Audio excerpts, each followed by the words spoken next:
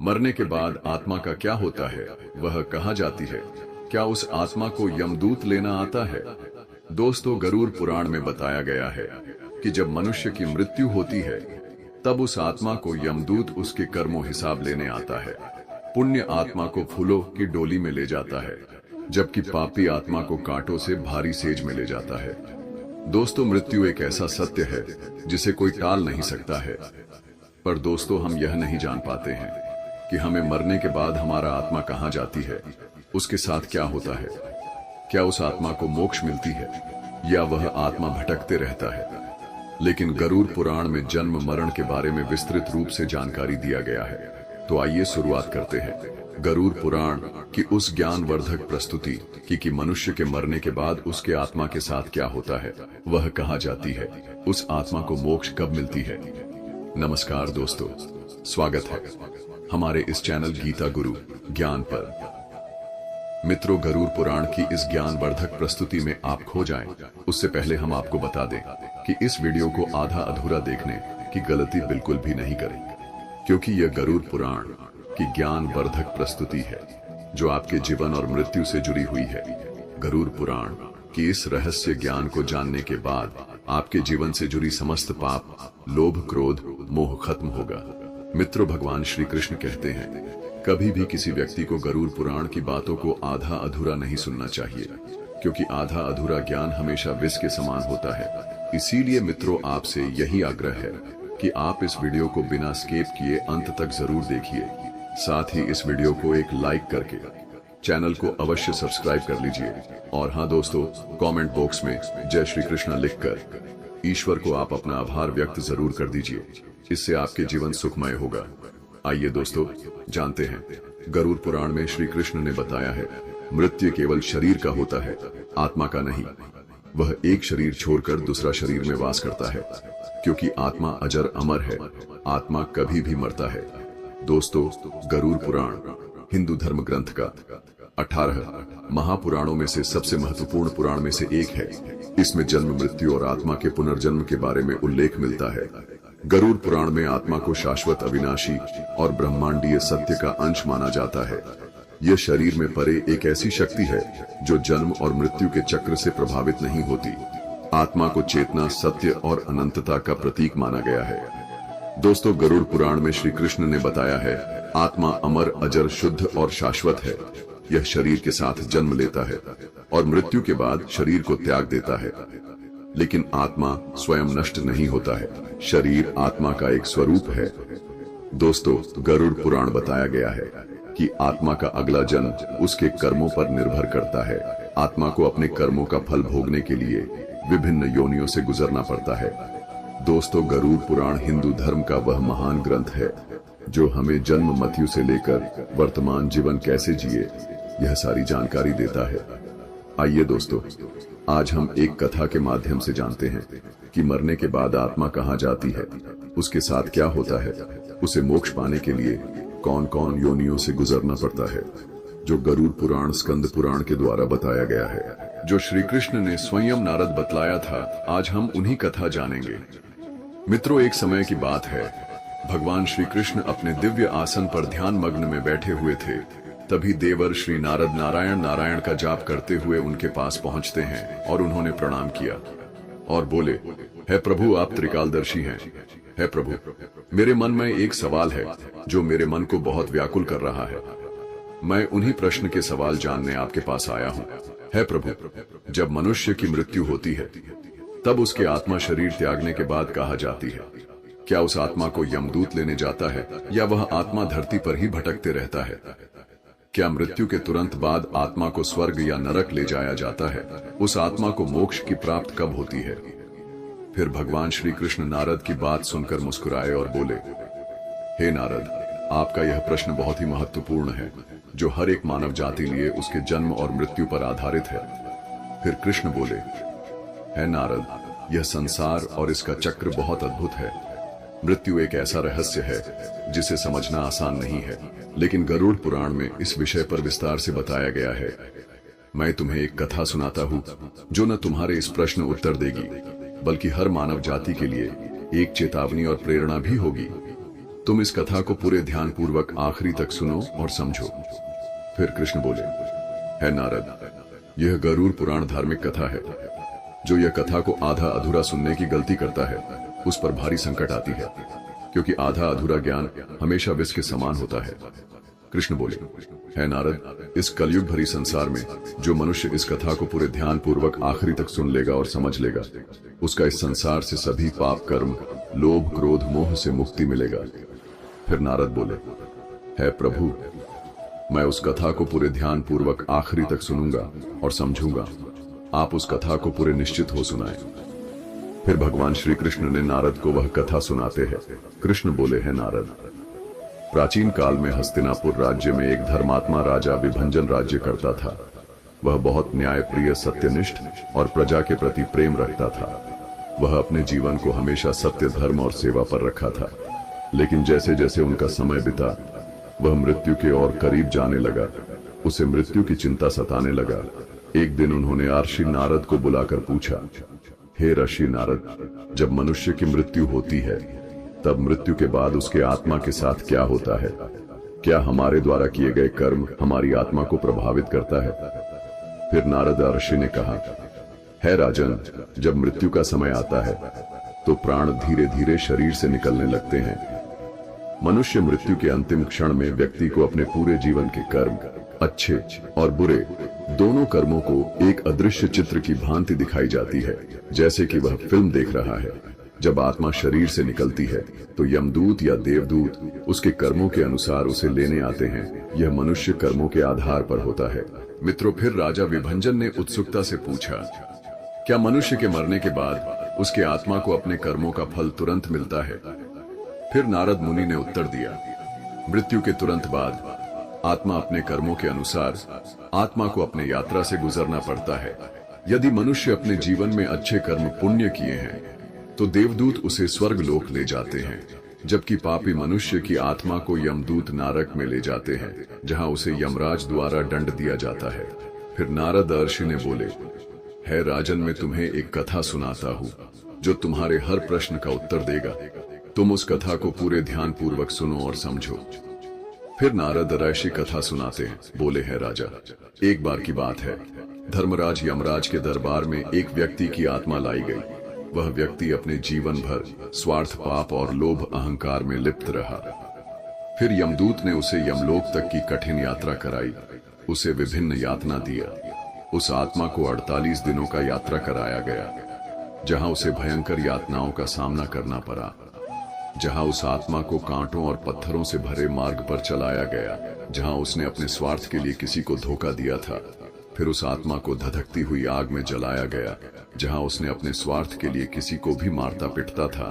वह अपने को सबसे बड़ा समझता था। फिर भी उस आत्मा की सजा पूरी नहीं हुई। उसे हर रोज यमदूत की भयानक राक्षस उसकी परीक्षा लेते रहा और उसे सजा देता रहा।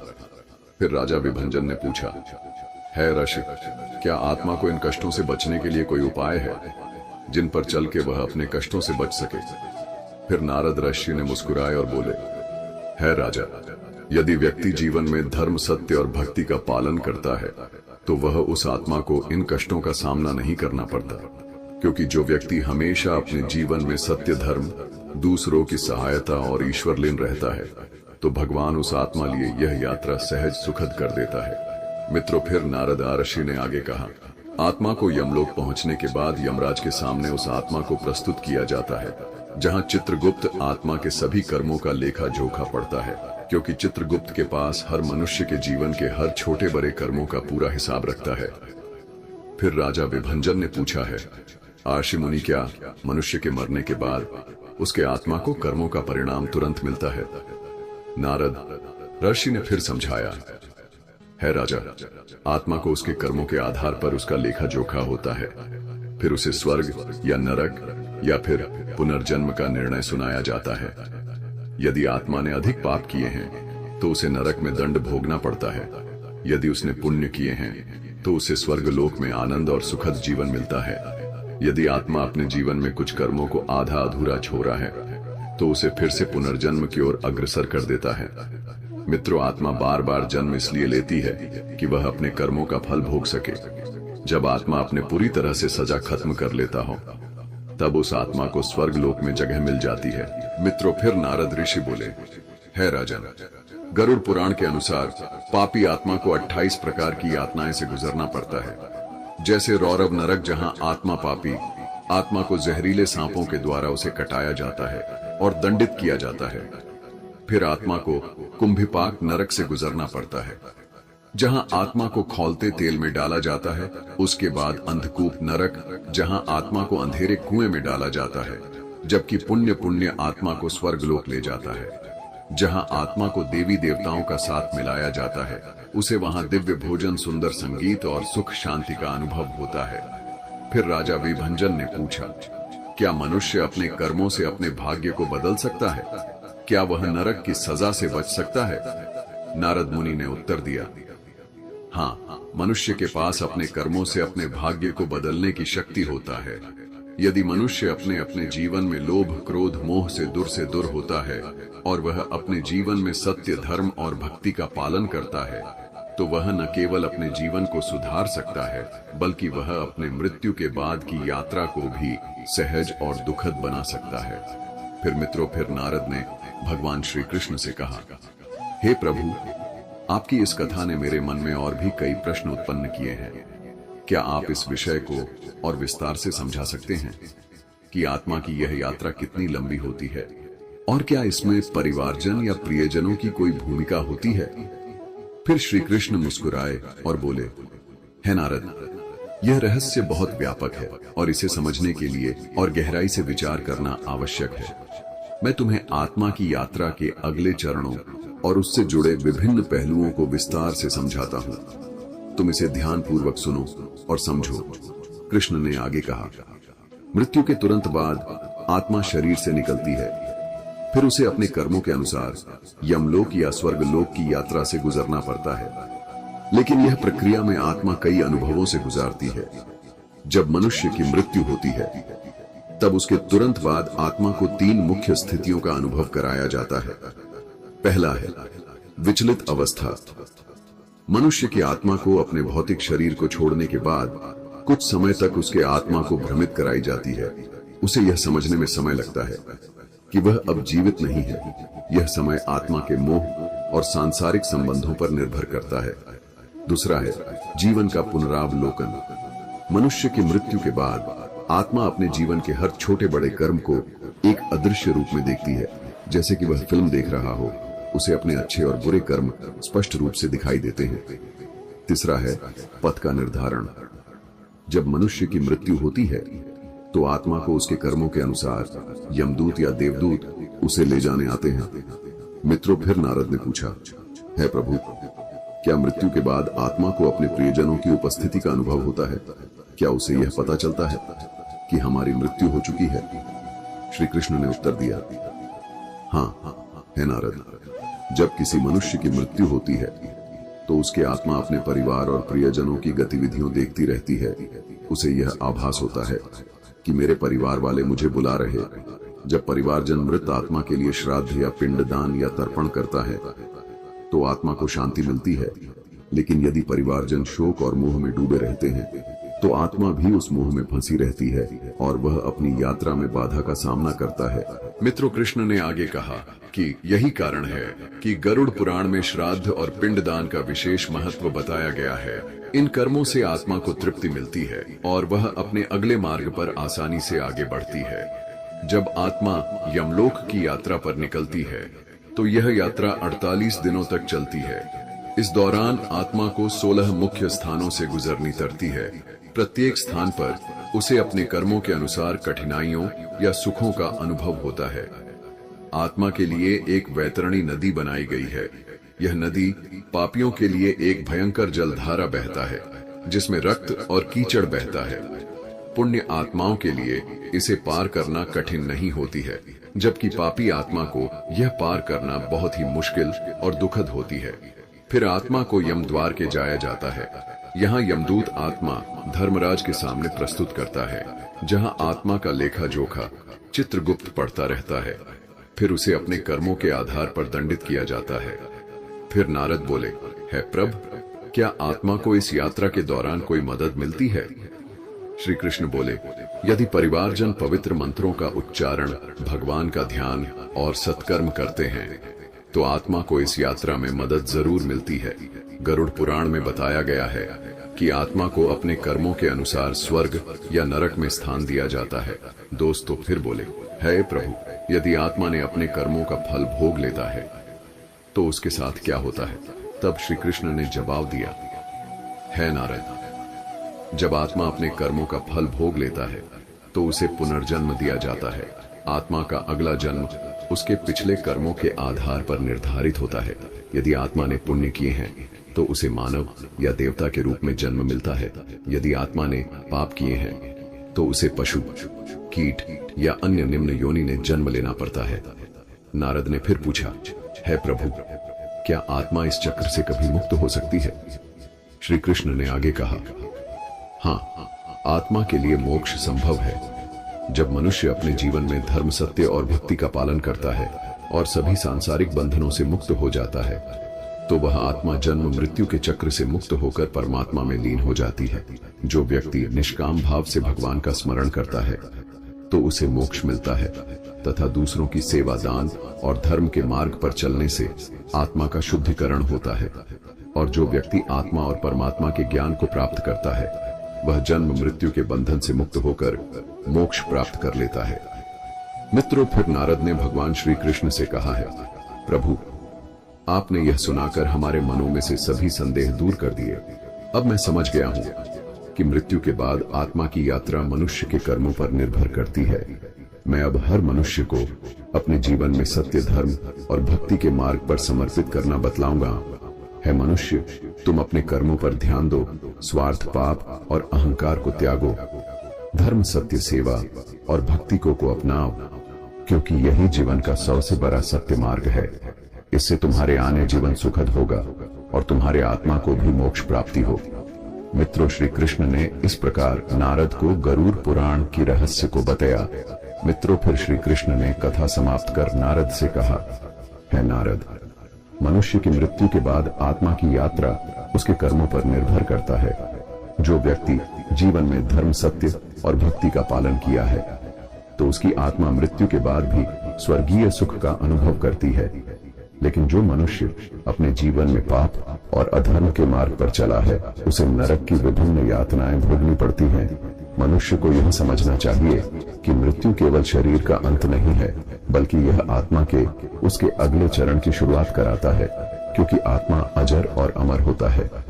वह शरीर त्याग कर दूसरे शरीर में वास करता है, लेकिन उसके कर्म उसे विभिन्न जन्मों और कर्मों के चक्र में डालते हैं। मनुष्य को यह ध्यान रखना चाहिए कि केवल ईश्वर की भक्ति और सत्य के पालन से ही हम अपने आत्मा को मोक्ष और अग्रसर कर सकते हैं। फिर नारद ने भगवान श्री कृष्ण को प्रणाम किया और कहा, हे प्रभु, आपकी यह कथा हर मानव जाति के लिए एक प्रेरणा का स्रोत होगा है।